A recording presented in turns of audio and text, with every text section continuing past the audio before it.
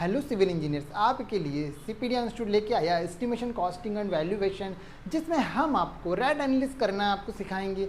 जिसमें rate analysis कैसे किया जाता है, कैसे उसका रेट निकाला जाता है, एक प्रॉपर तरीके से जो हमारी फैकल्टी है वो आपको अब ट्रेन करेगी। लेकिन मेरा यह कहना है आप लोग से, आप लोग ऑनलाइन सीख तो रहे हैं आप सभी स्टूडेंट, लेकिन मेरा यह कहना है कि आप लोग सभी ऑफलाइन आइए। ऑफलाइन में हमारे जो ट्रेनर हैं आपको परफेक्ट तरीके से आपको रेडी करेंगे और हम लोग ऑन साइट पे आपको वर्क सिखाएंगे किस तरीके से आपको मार्केट में काम करना है।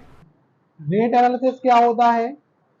एक ऐसी प्रोसेस जिसमें हमको पता चलेगा कि डिफरेंट फोर्सेस, मतलब डिफरेंट फोर्सेस किसी भी काम करने के, जो भी आप आपका प्रोजेक्ट कंप्लीट होने वाला है, जो प्रोजेक्ट आप बनाने वाले हैं या जो प्रोजेक्ट हो चुका है, उसको उसको पूरा प्रोसेस करने में, पूरा कंप्लीट करने में जितने डिफरेंट फोर्सेस लगे हैं, जितने लोगों का हाथ लगा है, चाहे उसमें आपका क्वांटिटी ऑफ मटेरियल जितना लगा है, नंबर ऑफ लेबर्स आपके जितने लगे हैं, तो ऐसी प्रोसेस जो आपको डिफरेंट फोर्सेस के बारे में बताता है कि पूरा कंस्ट्रक्शन करने में कितने नंबर ऑफ लेबर्स लगे हैं और कितना मटेरियल लगा है और कितना वाटर लगा है, इलेक्ट्रिसिटी चार्ज कितना लगा है, कॉन्ट्रैक्टर का कितना प्रॉफिट हुआ, जो डिफरेंट फोर्सेस के बारे में आपको बताता है, उस प्रोसेस को हम क्या कहते हैं?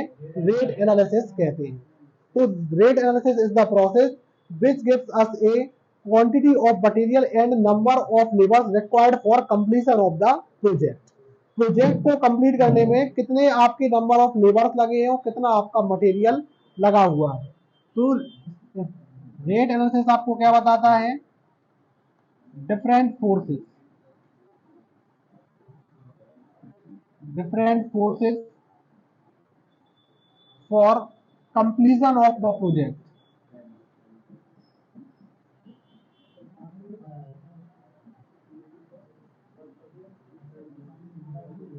Different forces for completion of the project, कि कोई भी प्रोजेक्ट आपका जो बनने वाला है या अभी बन चुका है या बन रहा है, उसमें कितने फोर्सेस आपके लगने वाले। फोर्स मतलब वो वाले फोर्स नहीं कि प्रेशर, या फोर्स मतलब कि कितने लोगों ने उसमें हेल्प की, कितना मटेरियल लगा और क्या क्या लगा, वो सारी चीजें देता है, वो हमारा क्या कहलाता है?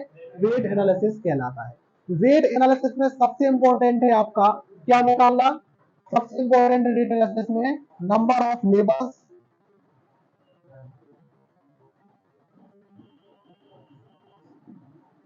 नंबर ऑफ लेबर्स और quantity of material.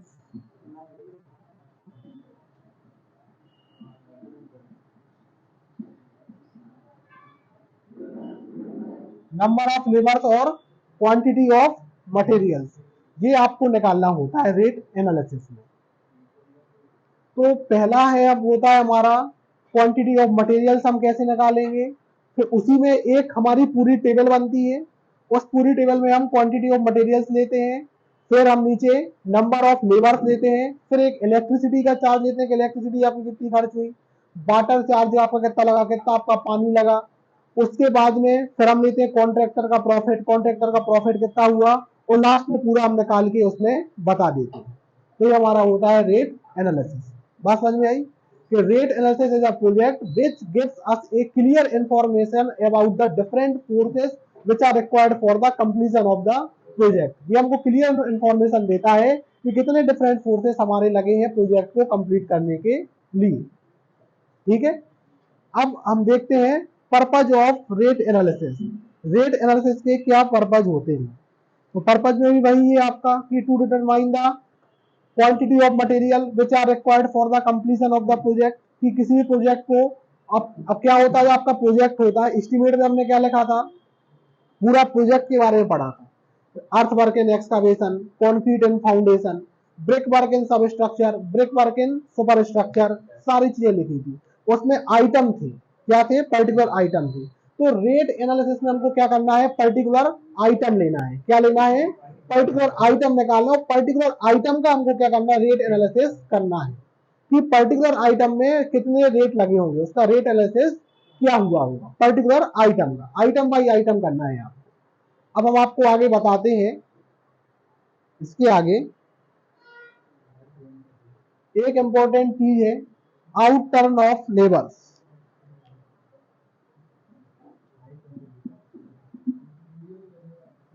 Out turn और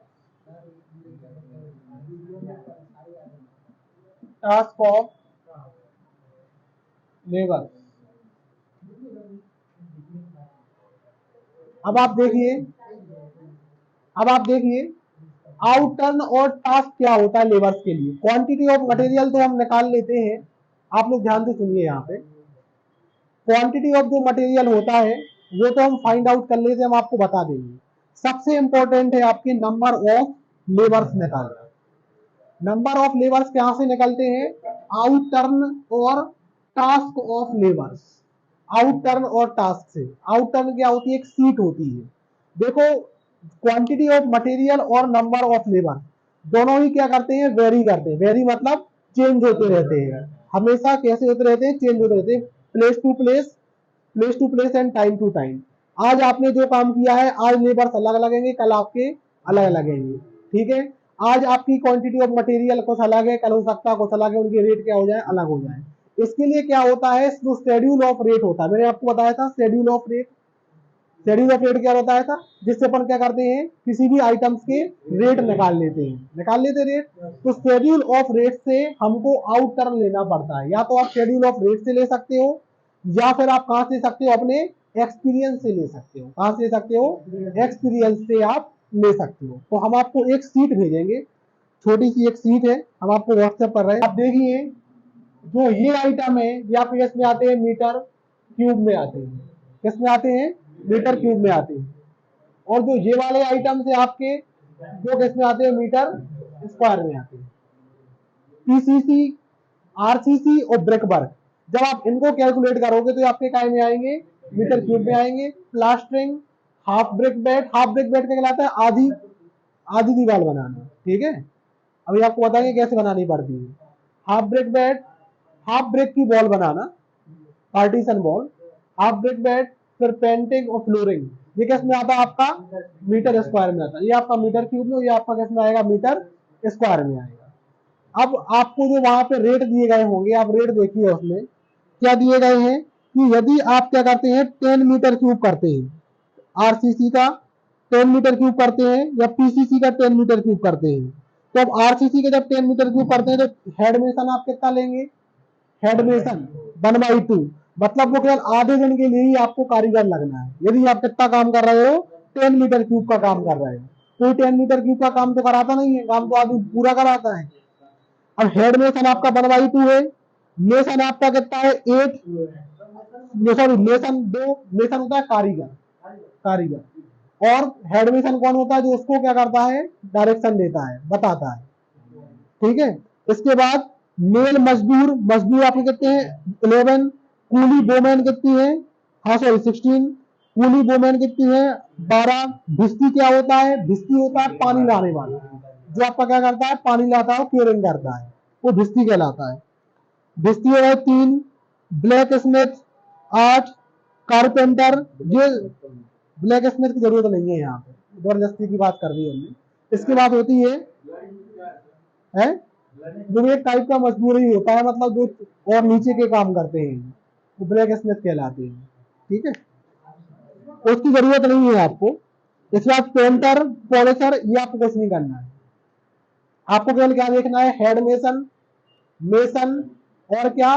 मजदूर। और इसके बाद भिस्ती। केवल 4 चीजें आपको देखना है, हेड मेसन, मेसन, मजदूर और भिस्ती। क्या क्या देखना है? आप देख लीजिए, यहाँ पे आपको देखना है हेड मेसन,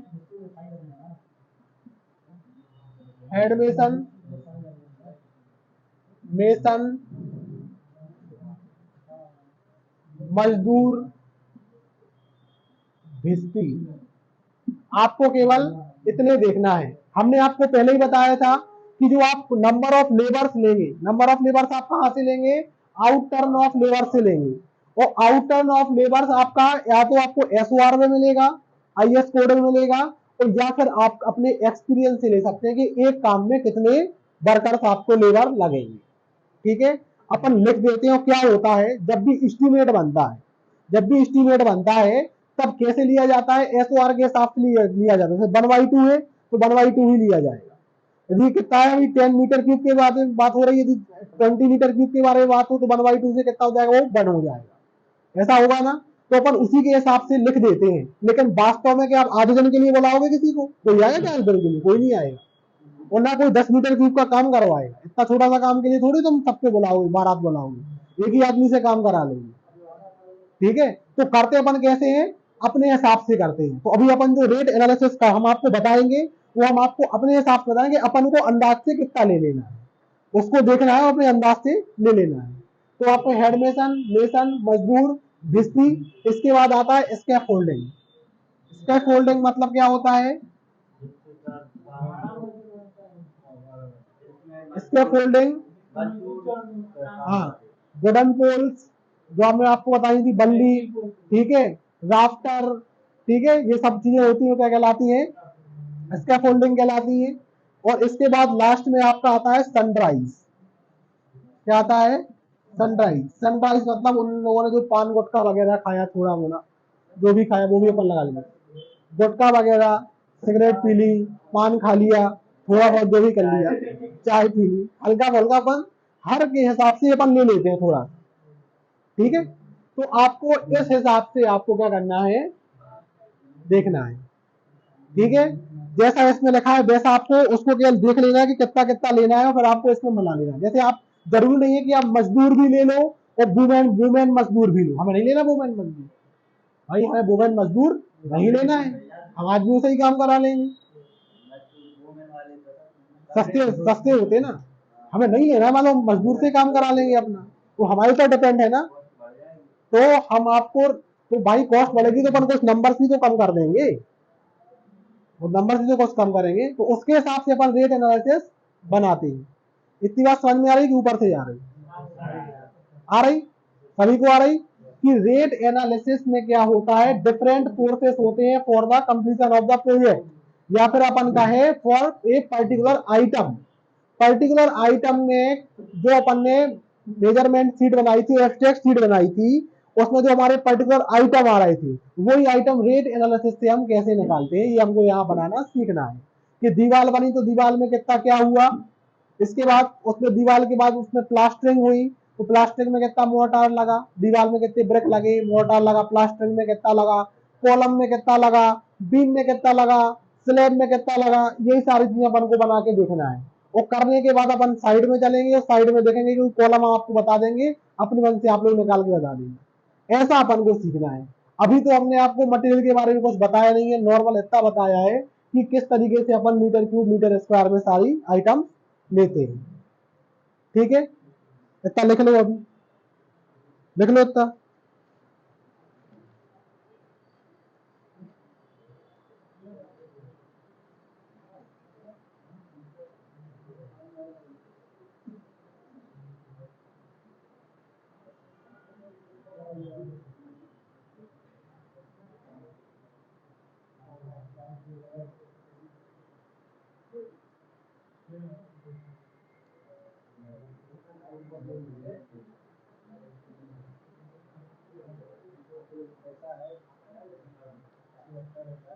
राहुल, आ रहा समझ में?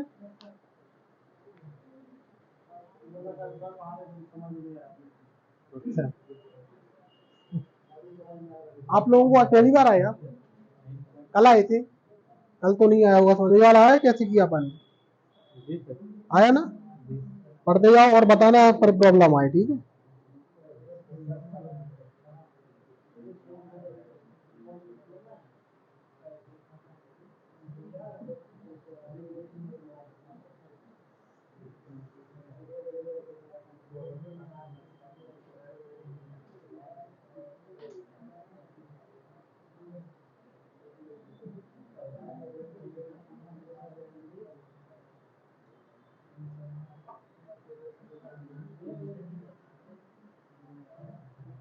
हो गया?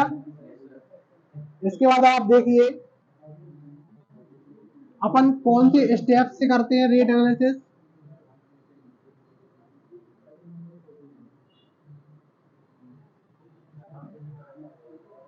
रेट एनालिसिस को अपन 3 स्टेप में करते हैं। Steps required for rate analysis.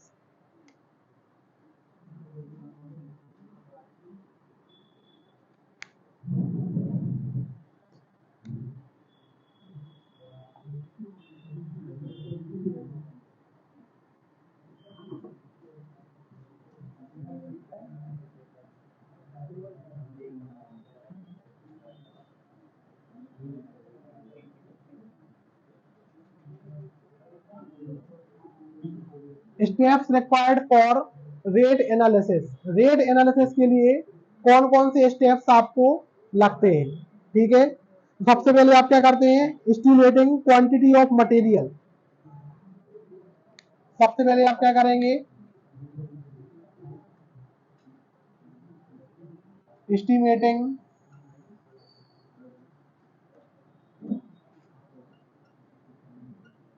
Quantity of material. सबसे पहले क्या किया आपने, क्वांटिटी ऑफ मटेरियल को एस्टिमेट किया, ठीक है, कि जो भी मटेरियल आपका था वो आपने मटेरियल निकाल लिया कि कितना मटेरियल आपको लगने वाला और उसकी कॉस्ट निकाल ली। इसके बाद दूसरा आपका होगा एस्टिमेटिंग नंबर ऑफ लेबर्स।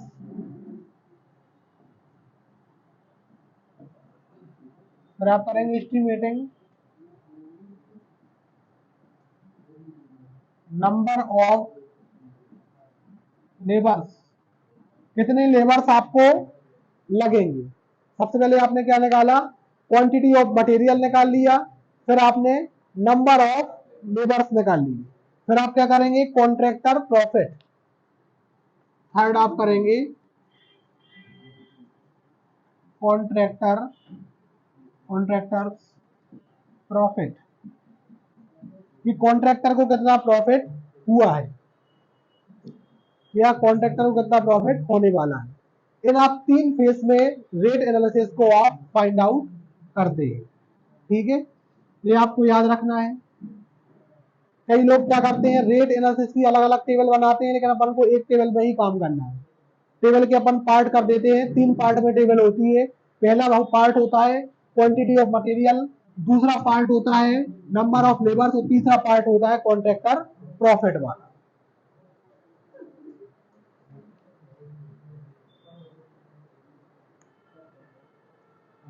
इतनी बात समझ में आई। अब आप देखिए, देखो आप लोग बात नहीं किया करो, बात करते हो तो बहुत डिस्टरबेंस होने लगता है हर किसी को, आपस में भी हमें भी, बात नहीं किया करो। अब आप देखिए, जब भी हमें रेट एनालिसिस करना है तो हमको एक प्रपोर्शन दिया जाता है। क्या दिया जाता है, प्रपोर्शन, मटेरियल का प्रपोर्शन दिया जाता है। जो प्रपोर्शन किस फॉर्म में होता है, सीमेंट रेशियो सैंड और रेशियो एग्रीगेट। कोई भी प्रपोर्शन आपको दिया जाएगा, एग्जाम्पल के तौर पे 1:2:4, तो आप पहला किसको मानेंगे, सीमेंट को, दूसरा मानेंगे सैंड को और तीसरा मानेंगे आप एग्रीगेट, ठीक है। कोई भी प्रोपोर्शन आपको दिया जाए, प्रोपोर्शन मतलब कोई भी ऐसा दिया जाए आइटम कि कितना लगने वाला है, तो पहला आपका सीमेंट हो जाएगा, दूसरा आपका सैंड हो जाएगा, तीसरा आपका एग्रीगेट हो जाएगा। कभी भी दिया जाए, मान लो कोई भी प्रोपोर्शन कैसे दिए जाते हैं प्लास्टरिंग के लिए, मान लो दिया जाए 1:6, तो 1:6 का क्या मतलब, केवल सीमेंट और रेशियो सैंड, इसमें एग्रीगेट है ही नहीं, ठीक है ना। ऐसे हमको हमेशा सॉल्व करना है, मतलब ऐसे इस तरीके से हमको लेना है। ये पहली बात। जब भी अपन क्या करते हैं, क्वांटिटी ऑफ मटेरियल निकालते हैं, जब भी क्वांटिटी ऑफ मटेरियल निकालने वाले होते हैं, तब क्या करते हैं, अपन एक वेट लेते हैं, dry weight consideration. Dry weight consideration, dry weight consideration क्या कहलाता है।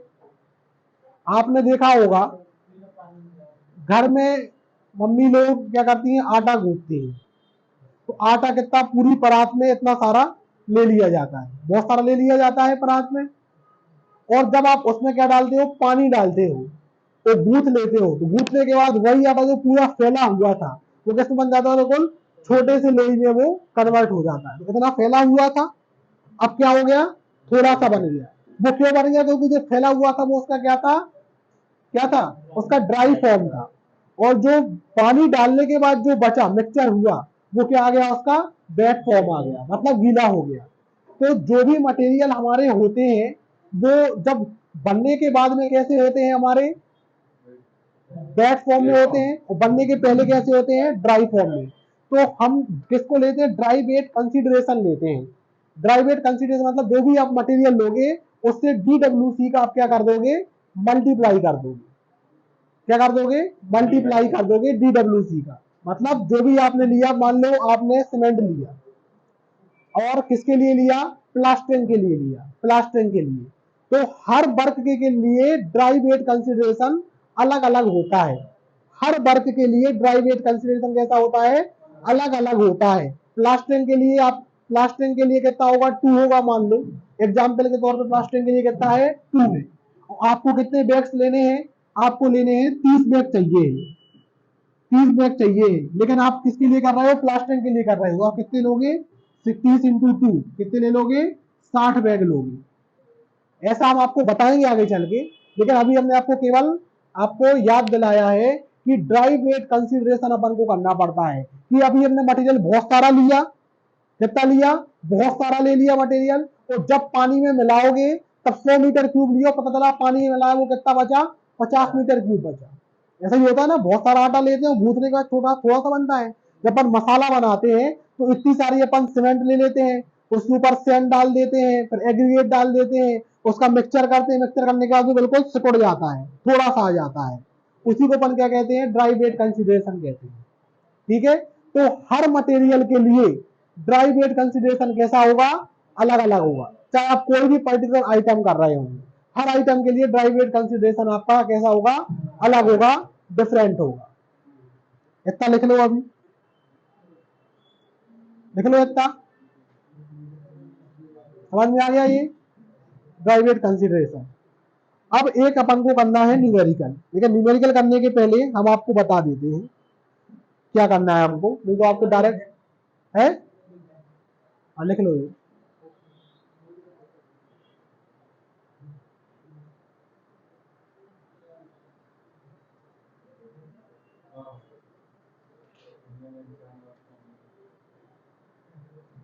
ड्राई वेट कंसिडरेशन किसी को ऐसा है जिसको समझ में ना आया हो, नहीं आया, नहीं आया, तो तुमने हाँ क्यों कहा पहले, मैं इतने से पूछा हूँ, आ गया तो किसी ने बोला ही नहीं सर मुझे नहीं आया समझ में, बोलना चाहिए ना, आपको भी नहीं आया, नहीं आया, नहीं आया, तो भाई बोलो ना नहीं आया तो, और किसको नहीं आया, आप लोगों को नहीं आया, पर आप लोगों ने पूछा क्यों नहीं, किसी को नहीं आया समझ में, फिर से सुन लो, क्या होता है जब मटेरियल क्या होता है, सूखा होता है, सूखे फॉर्म में होता है, तो वो क्या होता है, उसकी क्वांटिटी बहुत ज्यादा होती है, क्या होती है, क्वांटिटी बहुत ज्यादा होती है, और जब आप उसमें पानी डाल देते हो तो उसके अंदर के जो क्या होते हैं, मटेरियल्स के पार्ट होते हैं, वो आपस में देखो सिकुड़ जाते हैं, एक दूसरे से चिपक जाते हैं, तो क्या हो जाते हैं, एयरवॉइड्स क्या होते हैं, बिल्कुल निकल जाते हैं, इस वजह से क्या होता है, उसकी जो क्वांटिटी होती है बिल्कुल कम हो जाती है। जब मटेरियल पहले ड्राई फॉर्म में ज्यादा था और वेट फॉर्म आने पे वो क्या हो गया, कम हो गया, क्या हो गया, कम हो गया। तो हमको मटेरियल जो लेना है, मटेरियल जो लेना है वो पहले से ही इतना ज्यादा लेना है कि जब आप उसमें पानी मिला दोगे तो अपनी क्वांटिटी पे आ जाएगा। एग्जाम्पल के तौर पे कितना आपको वर्क कितना करना है, 10 मीटर क्यूब वर्क करना है, ठीक है, 10 मीटर क्यूब क्या करना है, वर्क करना है, 10 मीटर क्यूब वर्क करना है, तो 10 मीटर क्यूब में अब कितने मीटर क्यूब आपको सीमेंट लेना है, जैसे मान लो आपके पास क्या है, 1:, ये 1:2:4 है, ये 1:2:4 है, तो आपको इसमें से, इस प्रोपोर्शन में से पहला भाग आपको किसका लेना है, सीमेंट का लेना है। तो अपन क्या करते हैं, 1/1+2+4, जो पार्ट आप ले रहे हैं सीमेंट के लिए, ये आपने सीमेंट के लिए किया, सेंड के लिए आप क्या करेंगे, 2 वाला है, तो 2/1+2+4, एग्रीगेट के लिए 4 है, तो एग्रीगेट के लिए 4/1+2+4, ऐसा किया जाता है रेट एनालिसिस में। अब क्या करते हैं, अब हमको सीमेंट लेना है, तो यदि सीमेंट जितना 10 मीटर क्यूब के लिए हमने ले लिया, उतना ही ले लिया जितना लेना था, तो उसके बाद आपने पानी डाला, तो 10 मीटर क्यूब की जगह वो कितने मीटर क्यूब के लिए हो जाएगा, मान लो 5 मीटर क्यूब के लिए हो जाएगा, तो आपका मटेरियल कम पड़ जाएगा, पड़ जाएगा। इसलिए ड्राई वेट कंसीडरेशन आप लेते हो कि थोड़ा सा हम उसमें एक्स्ट्रा डाल के चले। एक्स्ट्रा डालोगे कि पानी डालने के बाद में क्या हो जाए, वो उतनी ही क्वांटिटी में आ जाए जितनी क्वांटिटी में हमको चाहिए था। तो इसलिए हर चीज में अपन DWC का क्या करते हैं, मल्टीप्लाई करते हैं। क्या करते हैं, मल्टीप्लाई करते हैं। अभी हमने आपको प्रोसेस बताई नहीं, हम आगे बताएंगे क्योंकि अभी आपको समझ में नहीं आएगा इतनी जल्दी। बस इतना याद रखना है कि कोई भी आपकी क्या है,